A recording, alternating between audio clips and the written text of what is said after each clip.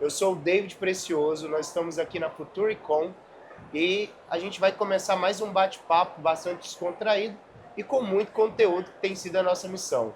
Hoje aqui comigo eu tenho o Ricardo Leite, que é diretor de processo lá do Grupo Elo, pessoa que eu conheço há muito tempo que gosto demais. Ricardo, obrigado, viu, cara? Seja bem-vindo. Obrigado, olha, obrigado eu pelo convite. A gente já se conhece há muito tempo, você sabe que tenho um prazer enorme em estar aqui com você, estar aqui a compartilhar aqui um pouco dividir aqui um pouco do que tem sido a nossa vida, do que são os nossos desafios. Vamos lá. Aproveita um pouco, se apresenta quem é o Ricardo, porque eu conheço. O pessoal não conhece quem é o Ricardo, eu conheço que é uma pessoa fenomenal. O Ricardo é um português que chegou ao Brasil, vai fazer 15 anos agora. Chegou para ficar 2 anos no máximo. E Vai fazer 15 anos que está aqui. Ah, já viveu várias vidas, várias ideias, vários negócios. É pai de 2 crianças, criador, sonhador de vários negócios. Hoje sócio e sócio da Elo, sócio do Grupo Elo, o grupo no sentido em que a gente apostou desde o início a desenvolver ali algumas verticais dentro desta indústria de relacionamento, tanto seja contact center, seja tecnologia, seja transformação, seja consultoria. Portanto, desde o início a gente apostou a criar aqui um ecossistema virado para relacionamento. Essa é ela. Tradicionalmente a gente vai mudando, vai fazendo um rodízio de funções. Hoje eu olho algumas componentes de soluções, não tanto de tecnologia, mas de soluções, de inovação, algumas áreas mais de suporte da Elo. o Ricardo, a Elo hoje, qual que é a principal missão da Elo Contact Center, não de todos os A negócios? Elo Contact Center, ela quando nasceu, ela já nasceu, a gente às vezes ah, já abriu um pouco essa curiosidade. Quando ela nasceu, ela já nasceu num momento em que a indústria de relacionamento se transformava bastante. A gente foi num momento onde já era uma indústria já muito profissionalizada, a indústria de contact center já era muito profissional, já era muito como é hoje, às vezes é uma indústria que é muito mal amada, mas é uma indústria de um nível de profissionalização, de um nível de minúcia, de um nível de detalhe que é assim, animal. Já era uma indústria assim, era uma indústria que já sabia, já tinha incorporado um conjunto de tecnologias que faziam muita diferença no sentido em que conseguiam trabalhar, conseguiam atender volumes grandes de demanda, que foi assim o primeiro grande choque e a primeira grande revolução de tecnologia foi para atender grandes demandas com o mínimo de eficiência, e naquele momento era uma indústria que antecipava e que se preparava, como hoje continua em transformação constante, se preparava para uma grande mudança daquilo que era o mundo dos nossos clientes, daquilo que era o mundo do consumidor, daquilo que era o relacionamento com o consumidor. Então era uma indústria que se preparava muito para isso, que tentava, por um lado, trabalhar objetivos que às vezes parece que não são tão conciliáveis, tentava trabalhar padronização com personalização. À partida são duas coisas que são inconciliáveis, elas não são, mas você tem que trabalhar. Tem uma vertente de metodologia uma vertente metodológica muito forte, mas também com uma vertente de soluções muito forte para você conseguir trabalhar essas duas dimensões. Tem que trabalhar também, sempre teve que trabalhar uma componente de eficiência muito forte. De outra forma, assim, o consumidor do meu cliente não conseguiria mais pagar pelo produto, então sempre viveu isso, e que tentava antecipar um conjunto de tendências, e essas tendências são o quê? Não só uma mudança de discurso, mudar a forma como a gente abraça um cliente, mas mudar o canal com que a gente trabalha o cliente, onde começa essa multicanalidade, onde antecipava que não bastava essa multicanalidade, ela tinha que ser, e tem que ser, a Civortex é um bom exemplo de quem trabalha essa vertente, tem que ser minimamente coerente, né? Então, essa a Elcon nasceu nesse momento. Nasceu num momento onde já se tinha transformado profundamente essa indústria e se preparava. E que, desde o seu início, que apostou em ser um ator muito relevante nessa próxima transformação. Que muita coisa aconteceu, agora a gente está à beira de uma nova grande transformação, de uma nova grande revolução, que nós também apostamos em fazer parte e ser um interveniente ativo, por via de inteligência artificial, por via de... Olha, também coincide com uma mudança grande de regulamentação, e que com certeza é muito relevante para a nossa indústria e que nós temos que nos adaptar, naturalmente. Sim, eu conheço vocês há bastante tempo, né? E 10 assim, anos. e uma coisa que com certeza eu posso afirmar é que vocês são muito bons no que fazem, né? Para mim, assim, quando eu falo de Grupo Elo, da Elo Contact Center, o que vem na minha cabeça é tecnologia. Mas não é tecnologia no sentido de software, de hardware, é muito mais naquela visão de inovação que hoje tem essa parte. A gente se apresenta como um grupo, como um ecossistema de relacionamento. A tecnologia, obviamente, que ela é uma parte muito importante deste ecossistema. Mas o que nós somos uma empresa de relacionamento. E nesse cenário de relacionamento, né, e que você tem tecnologia como meio, não é um fim da coisa, né? Quais são as tecnologias que vocês têm utilizados para poder fazer justamente esse melhor relacionamento, né? Dar uma melhor experiência para o cliente final, para o cliente de vocês, né? A gente tem talvez 2, 3 grandes conjuntos de tecnologia que uma empresa como a nossa incorpora, abraça, desenvolve. Tem aquelas coisas que são básicas, não diferenciam ninguém, mas sem as quais uma empresa como a nossa não atua. A gente pode estar a falar de um DAC da vida, de um discador, de um CRM, assim, que é a base, né? É a base. É o mínimo necessário para aquilo. Não tem como viver Pois tem um segundo universo de tecnologia onde em alguns casos a gente decidiu trazer para dentro de casa para desenvolver pelo menos uma parte, algum componente ou alguma coisa que nos possa diferenciar. A gente fez, inclusive, começámos esse trabalho, inclusive, juntos há 10 anos atrás, se você lembrar, que foi, por exemplo, automação RPA. Muito cedo, por exemplo, a gente entendeu que nós poderíamos fazer uma coisa realmente diferente e com valor agregado, trabalhando a automação nestas operações de relacionamento, operações de back-office principalmente, mas seja ela outras também, onde podem fazer diferença. Ou pela prontidão e disponibilidade com que a gente consegue abordar o mercado, ou pela forma contingenciada com que a gente consegue trabalhar, portanto, ficando menos dependente de disponibilidade de algum tipo de meio, de algum tipo de sistema, por exemplo, ou da forma, ou que nos traga um valor, que nos pudesse trazer um valor agregado importante pela eficiência adicional que a gente entrega. RPA, automação, é um bom exemplo disso. A gente tem operações, onde inclusive trabalhamos em parceria com vocês em alguns casos, vocês fornecem algumas peças para isso, não é?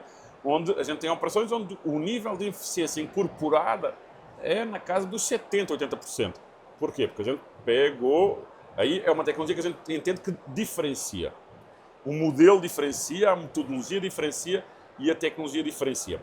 E depois ele tem talvez um terceiro conjunto um terceiro bloco de tecnologia que são as apostas que em cada momento a gente vai fazendo.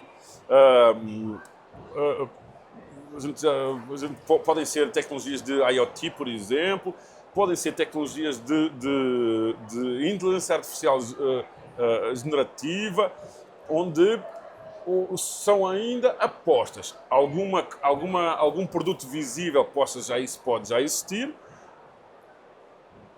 mas ainda tem muito caminho, ainda tem muita estrada, ainda tem muito caso de uso a desenvolver que realmente pegue nessa tecnologia e resolva um problema.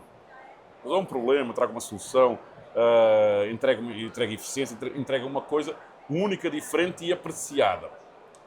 Algumas a gente consegue chegar lá. Chega lá, outras a gente não consegue chegar lá. Mas eu diria que a tecnologia, eu separo esses três grandes grupos de tecnologia. Tem um ponto que você falou que, para mim, é o que faz o sucesso do Grupo Elo, que é a metodologia. Porque isso é algo de vocês, né? Tipo, a gente trabalha junto em projetos, em processos, mas eu entro muito mais apoiando com uma pequena parte da coisa. De fato, né, a metodologia de como aplicar a tecnologia, por onde abordar o problema, de como resolver, isso é tudo do Elo e fazem muito bem. Só que para chegar onde vocês estão, né, com essa metodologia, nem tudo foi flores. Não, nem tudo foi flores. E aquilo que foi de desafio ontem, que você falou assim, cara, isso aqui é um muro que a gente precisa romper, que a gente precisa pular. Nem tudo são flores. A gente tem que ter, todos nós temos que ter consciência e nós tentamos ter essa consciência. Às vezes temos, outras vezes a gente se calhar acorda tarde demais ou vive enganado tempo demais. A gente tem que ter consciência que aquilo que funcionou primeiro, aquilo que funcionou ontem, não quer dizer que funcione hoje. E não necessariamente vai funcionar amanhã.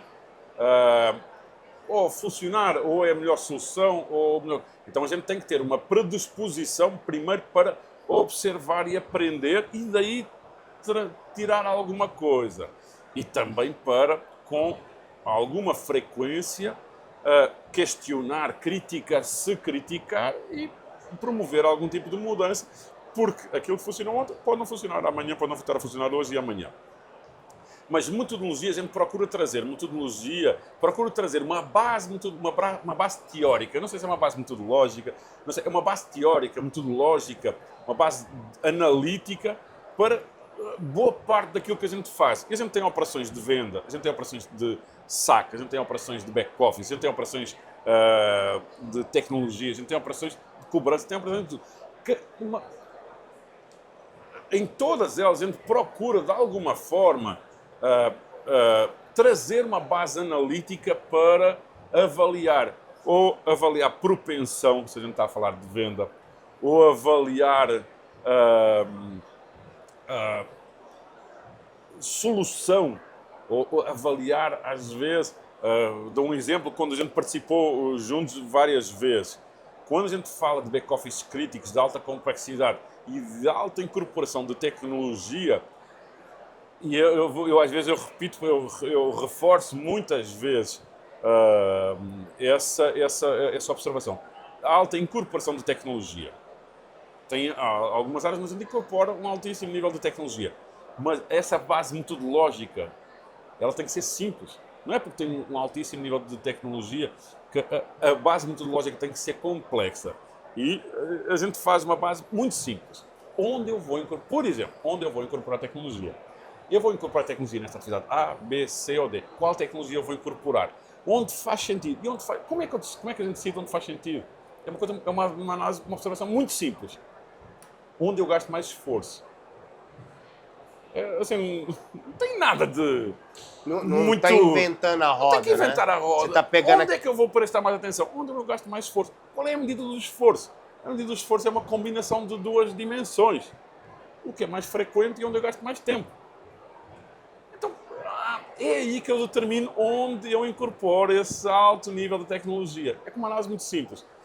Por exemplo, no caso de um back-office. Mas em tudo e em todas essas dimensões, em todas as operações, a gente procura trazer um pouco essa base analítica para saber onde apostar, o que fazer, quando desistir. E desistir é sempre uma coisa dor, difícil, né? porque é uma dor, porque é a assunção do fracasso, né?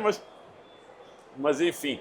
Mas o fracasso faz parte do sucesso, né? Com certeza. É o que as pessoas não entendem. Um jogador olímpico, quando ele ganha um título olímpico, ele não ganhou sempre.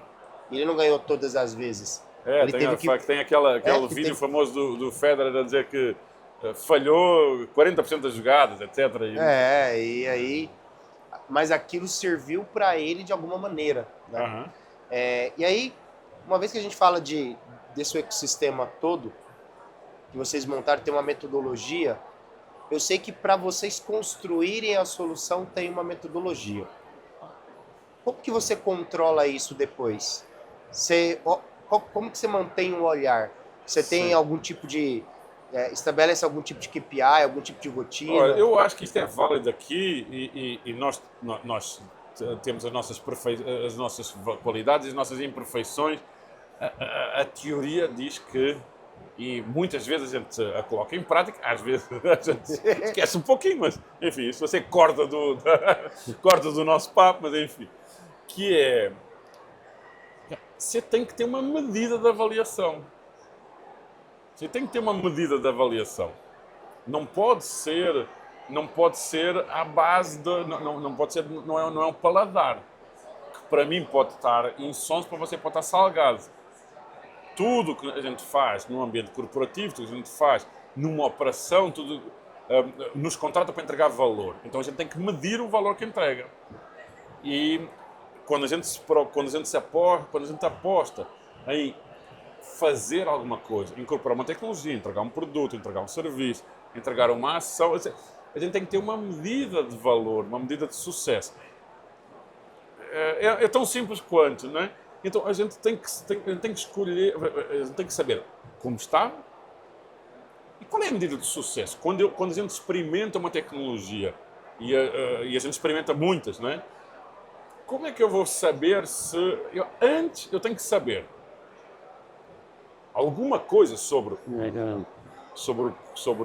aquele contexto, seja esforço, custo, SLA, nível de qualidade, nível de satisfação. Eu tenho que saber como estava antes. E a gente tem que se perguntar, olha, porque a gente está a fazer alguma coisa... não há ninguém numa empresa cuja sua função seja orgânica. Não existe uma função orgânica. Ela existe para fazer alguma coisa. Né?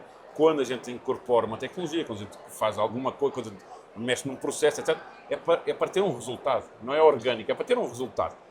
Agora, qual é o resultado que eu quero? Então, eu tenho que saber onde eu estava. Olha, eu procuro chegar aqui. Então, qual é a medida de sucesso para chegar aqui? Eu incorporei X% de eficiência, eu amplifiquei o meu indicador de qualidade. Qual é o indicador que a gente olha? O cliente ficou mais feliz lá na ponta, né? Conversão, satisfação, NPS, eficiência, custo, pessoas, X. A gente tem que saber para onde é que vai. Porque a gente vai ter que medir. E umas vezes dá certo e a gente expande, outra vez não atinge esse resultado. Mas até pode ser um resultado satisfatório. A gente pode, se conta, não sei se é verdade, se é um mito, que quando foi inventado o Post-it, não é, da 3M, o objetivo era ser uma cola extra forte, não é? Mas, bom, o resultado não foi aquele que se procurou, mas foi um resultado satisfatório, atende a outro objetivo. Beleza, então vamos produtizar. E às vezes é uma coisa nada a ver, mas, bom, a gente achava que alcançava este patamar de satisfação ou de eficiência e não alcançou. Beleza, vamos tentar outra coisa. O do Post-it foi interessante, que foi em cima de um fracasso. Ele tinha um objetivo, que era uma super cola. Mas alguém tinha. O cara quando inventou, ele tinha um objetivo. Era criar uma super cola.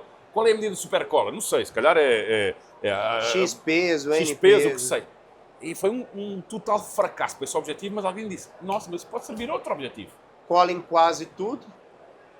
e me ajuda em tal coisa. Peraí, vou dar uma aplicação útil para esse negócio, né?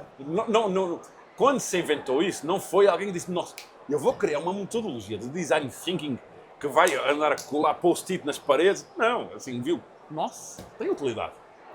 E aí, justamente essa sacada das coisas, né? Ela não é sempre aparente. E como que vocês, né, você e o Grupo Elo, veem o mercado de atendimento a clientes para os próximos 3, 4, 5 anos? Eu acho que todos nós aprendemos no passado recente que o quão difícil é projetar o futuro, não é? Em 2000, Do nada tinha uma pandemia. Em janeiro de 2020 ninguém imaginava o que viria pela frente. Mas enfim, Ninguém preveu uma pandemia, né? O plano de negócio. Agora eu estava lendo no outro dia uma declaração do Bill Gates que ele diz, olha, uma de duas coisas vai ter que acontecer ao mundo nos próximos tempos para ele ter um mínimo de sustentabilidade. Ou uma nova pandemia global ou uma nova guerra mundial. Ao que parece, vamos ter as duas. É meio assustador este prognóstico ou esta visão, mas, enfim, a Bill Gates eu tenho que minimamente respeitar. Agora, como é que a gente projeta o futuro tirando esses efeitos extraordinários que podem efetivamente mudar tudo, coisas que não estão ao nosso alcance? Aquilo que está ao nosso alcance, aquilo que eu acho que o homem e nós e as empresas podem almejar fazer é o mercado, ele tende a eficiência, nunca vai sair da nossa... Assim, eu acho improvável que algum dia a gente chegue a um momento onde os nossos clientes, você também tem cliente, eu também tenho cliente, dinheiro não é problema. Não me parece que a gente vai chegar aí. Não. Eficiência vai continuar a ser um tema, vai continuar a ser mas isso não é uma novidade para o futuro, vai continuar a ser um issue. E essa eficiência, ela tende a ser... O pedido de eficiência, ela tende a ser crescente. E ainda bem, tem um livro que eu gosto muito, que é O Poder do Hábito. O Poder do Hábito tem lá uma referência. O poder do hábito são como o hábito nos pode tornar mais eficientes, entre outras coisas. E quando a gente incorpora determinados hábitos, determinados costumes, o quanto nós conseguimos progredir a níveis que 10 anos antes seriam incalculáveis. Eu não sei, eu não quero mentir, mas alguém fez uma comparação entre, primeiro, corrida de 100 metros e natação 50 metros livres, por exemplo, que provavelmente eu não sei qual é que seria a medida, mas não é muito longe de o 10º classificado na final destas últimas Olimpíadas teria ganho todas as Olimpíadas antes dos anos 80, provavelmente. Provavelmente. E isso é a mesma coisa nos 50 metros, nos 100 metros. Sim. O poder do hábito, do teste, da insistência nos leva a uma eficiência crescente. Esse livro, Poder do Hábito, ele faz uma conta. E imagina se você melhorar 1% ao dia ou 1% ao mês. Lembra que isso é juro composto. Cara, é incalculável o nível de eficiência que você consegue incorporar. Isso é uma realidade, não é nada de novo. Agora, para o que é que com certeza o mundo, simplesmente aqui, relacionamento tende a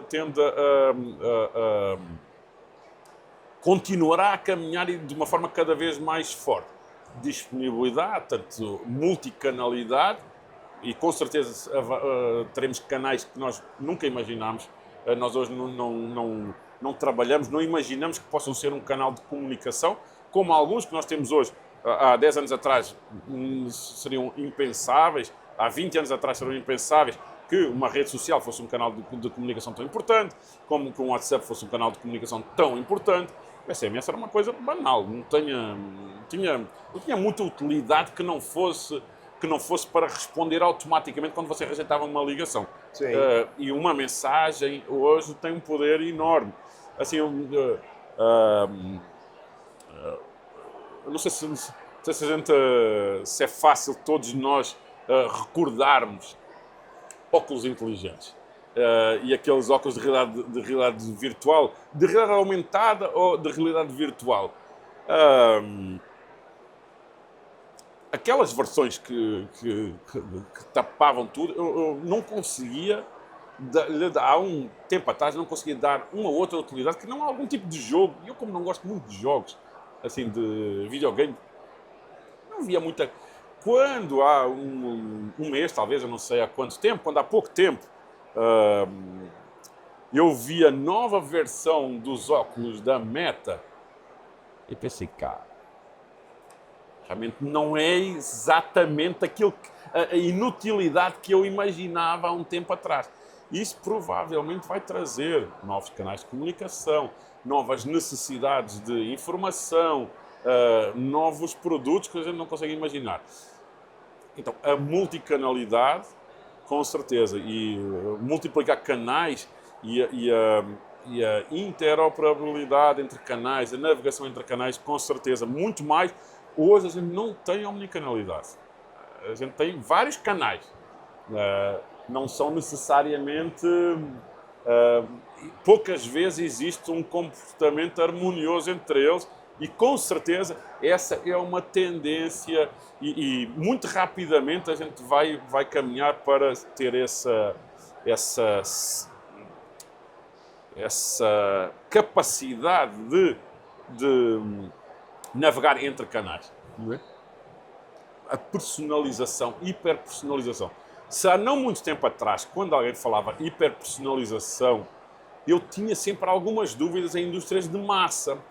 Porquê? Porque a gente está a falar, primeiro, cada vez de um volume de pessoas que atende 1 milhão de pessoas cada vez menor, assim, numa empresa de telecom, num banco, etc., são cada vez menos pessoas que atendem milhão de clientes. Então, personalização, você tem que conhecer a pessoa, não é? Senão você chuta características, E como você conhece a pessoa, que são indústrias que eu tenho um carinho enorme, eu tenho uma admiração enorme, que é um alfaiate, por exemplo, que sabe exatamente a medida, o gosto. É 1 para 1, uma relação de 1 para 1. Há um tempo atrás eu tinha alguma dificuldade em imaginar a hiperpersonalização. Hoje, talvez não tanto.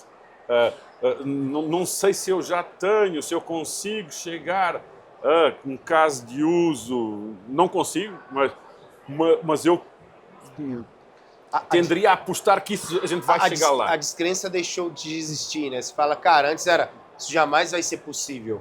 A não ser um alfaiate. De verdade, está na minha frente, né? Tirar as medidas e vai me entregar um terno porque maravilhoso. tem a diferença entre falar que faz e realmente fazer, né? Hoje talvez já não acho tão difícil e a gente caminhará para a hiperpersonalização. Ou se talvez a palavra personalização seja forte demais, mas a gente vai encontrar alguma palavra, vai criar alguma, ou vai encontrar no dicionário, ou vai criar alguma palavra que indique onde a gente vai chegar, que é, talvez eu não vou personalizar assim tanto, mas você vai cada vez mais conseguir ter uma sensação de que realmente isto foi criado para mim.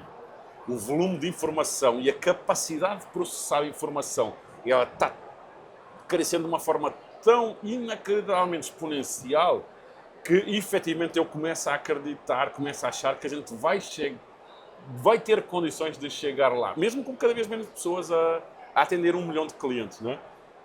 Seguramente isso. E onde eu vejo que a minha indústria, a nossa indústria, ela tenderá a caminhar. É uma indústria, assim, não acho que não tem nada de errado nisto que eu vou... Espero não ser mal interpretado, mas não tem muito de errado nisto que eu estou a dizer. É uma indústria, quando a gente fala de BPO, de contact center, de terceirização de processos, you name it, dá o nome que a gente pode dar o nome que quiser. Ela vive muito, ela cresceu muito em função do crescimento dos nossos clientes e da potenciação das suas ineficiências. Não é? Não tem mal, não é um juízo de valor negativo, é uma constatação.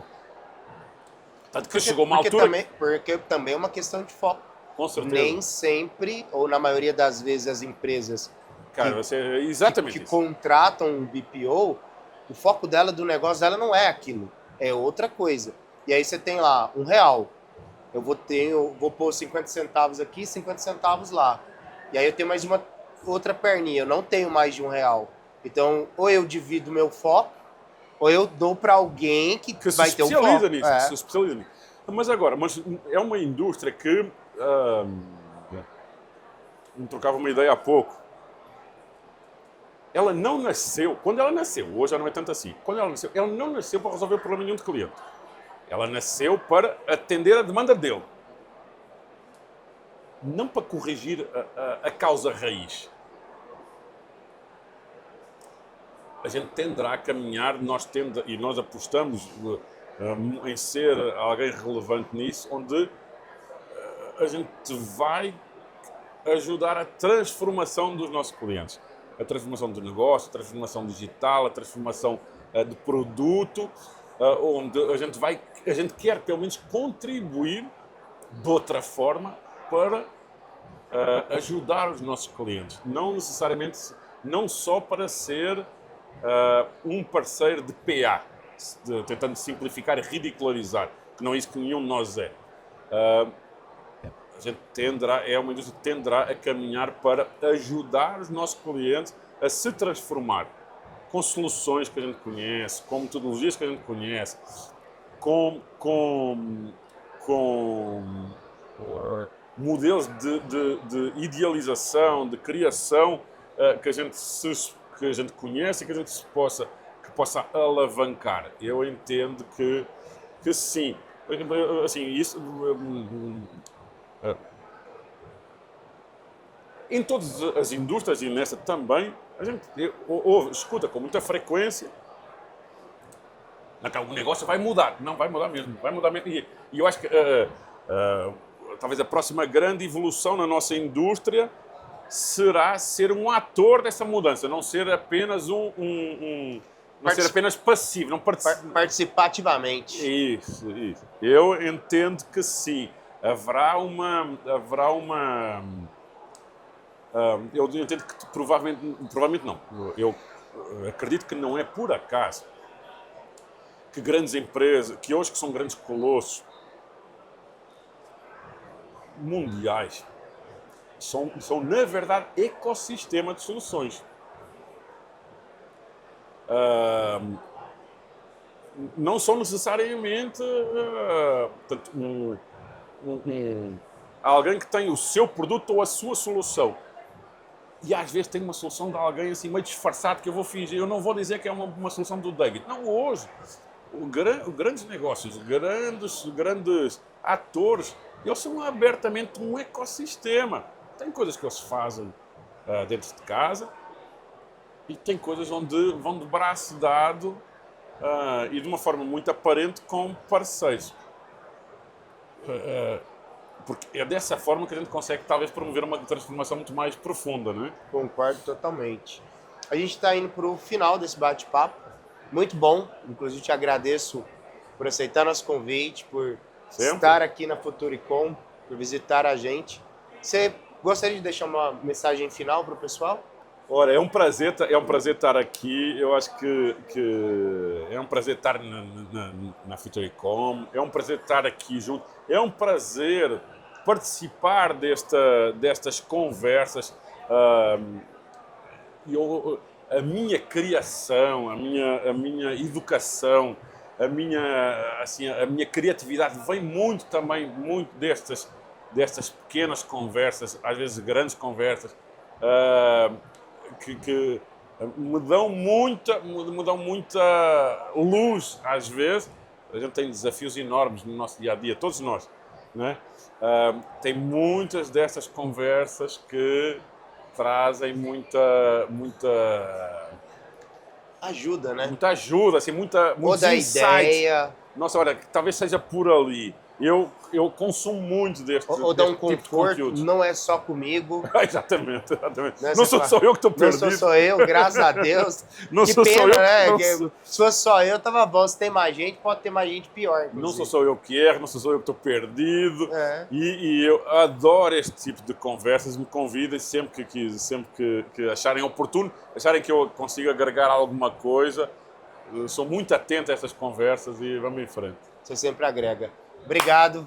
Um abraço. Um abraço para você, Obrigado pessoal. a todos. Obrigado pelo bate-papo. Valeu por estarem aí. A gente se vê no próximo episódio. Valeu!